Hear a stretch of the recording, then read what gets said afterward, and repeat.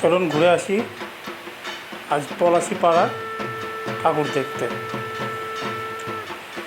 আমাদেরই পার্শ্ববর্তী একটি জায়গা, মানে আমাদের গ্রামের পার্শ্ববর্তী, সেখানে বেশ অনেকগুলোই ঠাকুর হয়েছে এবং লাইট সজ্জা এবং মণ্ডপ সজ্জা খুব ভালোই হয়েছে। আমি প্রচণ্ড ভিড় এবং মাইকের অতিরিক্ত সাউন্ডের জন্য ভিড়ের মধ্যে সন্ধ্যাবেলা ঠাকুর দেখতে অসুবিধা হয়, তার জন্য এবার আমি ভোরবেলায় ঠাকুর দেখার প্রোগ্রাম নিয়েছি। এটি পলাশিপাড়ার আমি মণ্ডপ সজ্জা বা কিছু আলোকসজ্জা আপনাদের দেখাচ্ছি। প্রথমে যে মণ্ডপটি আমরা ঢুকছি সেটি হচ্ছে বিজয় সংঘ ক্লাব। এটা পলাশিপাড়া একটা অনেক পুরনো ক্লাব এবং এই পুজোটি আমি অনেক দিন আগে থেকেই দেখছি। এটি বিজয় সংঘের পুজোটি এই ক্লাবটি বেশ অনেক সমাজ সংস্কার বা সমাজ কল্যাণমূলক কাজের সঙ্গে জড়িত থাকে, বা অনেক সমাজ কল্যাণমূলক কাজ করে থাকেন এই ক্লাবের সদস্য বা কমিটির লোকজন।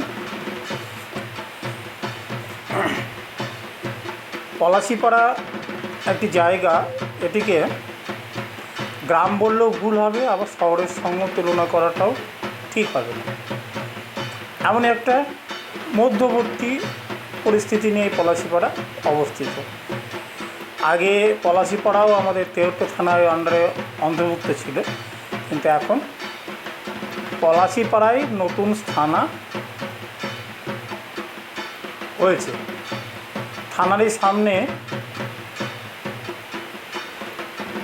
আমাদের পলাশিপাড়ার সবথেকে বড় ঠাকুর এবং খুব সুন্দর। এখানে প্রতি বছর নিত্য নতুন থিম তৈরি করে এখানে পুজো করে।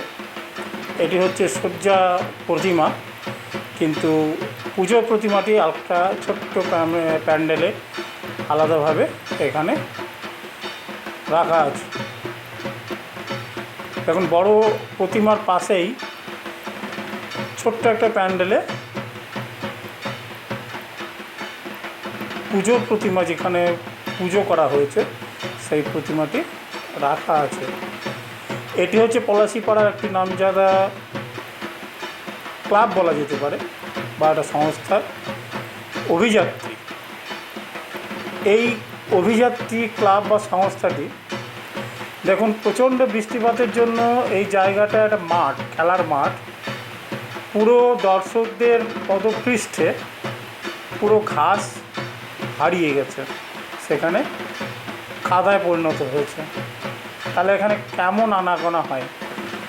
এটি হচ্ছে মহাত্মা গান্ধী উচ্চ মাধ্যমিক বিদ্যালয়ের মাঠে এই প্যান্ডেলটি করা হয়েছে। প্যান্ডেলটি একটি পুরনো রাজবাড়ি বা পুরনো যে আগে দালান কোঠাগুলো থাকতো বা দালান বাড়িগুলো থাকতো, সেই বাড়ির অনুকরণ করে করা হয়েছে। এখনও যে আগে কুড়ি বর্গা, যখন আমাদের এখন নতুন জেনারেশন, যে নতুন আমাদের ছেলেপিলে যারা, তারা এই ঘর সম্পর্কে জানে না, যেটা আগে কুড়ি বর্গা বা ওকে বলা হতো তীর বর্গা ঘর।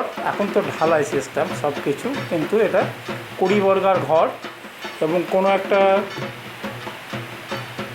রাজবাড়ি বা কোনো একটা আদলে, যেটার নাম হয়তো আমার জানা নেই, এখন আমি দেখানোর চেষ্টা করছি, এটা তৈরি করেছে কুড়ি বর্গার ঘরের অনুকরণ করে, এবং জানালাগুলোও সেই কাঠের, আগের পুরনো কাঠের তৈরি জানালার মতো।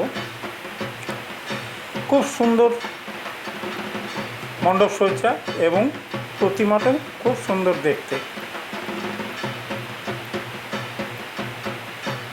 খুব সুন্দর প্রতিমা হয়েছে, যেটা ভিডিওতে ঠিক বোঝা যাবে কি না আমি জানছি না, মানে বলতে পারছি না। খুব সুন্দর এবং স্বর্ণ প্রতিমা, মানে স্বর্ণাকৃতি, স্বর্ণের রঙের প্রতিমা।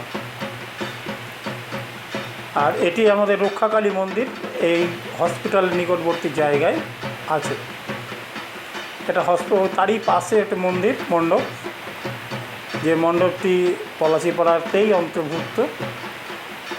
এই মণ্ডপ সজ্জা বা প্রতিমা খুব সুন্দর।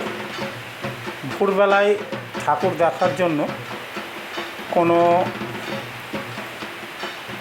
কোনো হয় হট্টগোল বা কোনো লোক সমাগম বা বাদ্যযন্ত্রের যে উৎপাত সেসবগুলো নেই। তারপরে চলে যায় এটি পলাশিপাড়া বালিকা বিদ্যালয়ের নিকটবর্তী একটি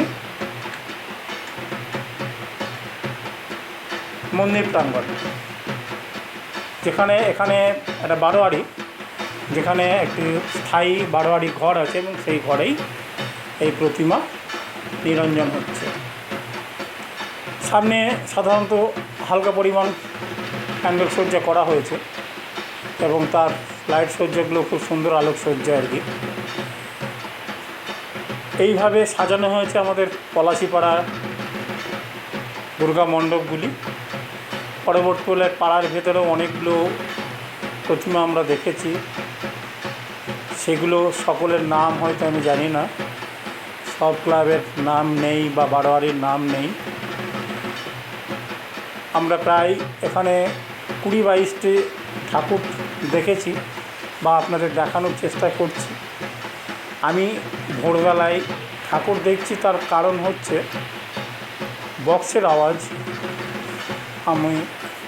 আমার শরীরের ক্ষেত্রে খুবই খারাপ। তার কারণ আমি একজন হার্টের পেশেন্ট, আমার 2বার হার্টের অপারেশন হয়েছে, ভাল্ব চেঞ্জ হয়েছে, যার জন্য বেশি সাউন্ড বা বেশি লোকজনের মধ্যে থাকলে অসুবিধা হয়, যার জন্য আমি সন্ধ্যাবেলায় না গিয়ে, সন্ধ্যাবেলায় বৃষ্টিও শুরু হয়েছিল, সন্ধ্যাবেলায় না গিয়ে আমি ভোরবেলায় ঠাকুর দেখছি এবং তার সঙ্গে তার সৌন্দর্য, মণ্ডপে মণ্ডপে যে সৌন্দর্যগুলো আমি অনুভব করেছি, আপনাদেরও সেই মণ্ডপ সজ্জা বা প্রতিমার মূর্তির যে শোভা সেগুলো আপনাদের দেখানোর চেষ্টা করছি। এখন এটা উদ্যাননগর ঘোষপাড়ার কাছাকাছি একটা মন্দির, যেখানে একটা খুব সুন্দর জিনিস দেখলাম, যেটি হচ্ছে একটি শিব মন্দির সামনে করা হয়েছে। শিব মন্দিরের নিকটবর্তী জায়গাতেই, এই জায়গাটায় অনেকদিন আগে থেকেই দুর্গাপুজো হয়, কিন্তু শিব মন্দিরটা এবারে গিয়ে আমি দেখলাম এবং খুব ভালো লাগলো, যার জন্য আমি শিব মন্দিরের ফটোশ্যুট আপনাদের সামনে দেখানোর চেষ্টা করছি। এরকমই শিব মূর্তি 2 জায়গায় আমি দেখতে পেলাম। উদ্যাননগর ঘোষপাড়ার কাছেও একটি মন্দিরে এই শিবলিঙ্গ, এই যে এখানেও একটি শিবলিঙ্গ আছে। দুর্গা মন্দিরের কাছাকাছি শিবলিঙ্গ থাকার জন্য খুব ভালো একটা অনুভূতি বা অনুভব হয়, যার জন্য সেই শিবলিঙ্গগুলোকেও আপনাদের সামনে আমি তুলে ধরার চেষ্টা করলাম। এটা হচ্ছে উদ্যাননগর ঘোষপাড়া বারোয়ারির প্রতিমা।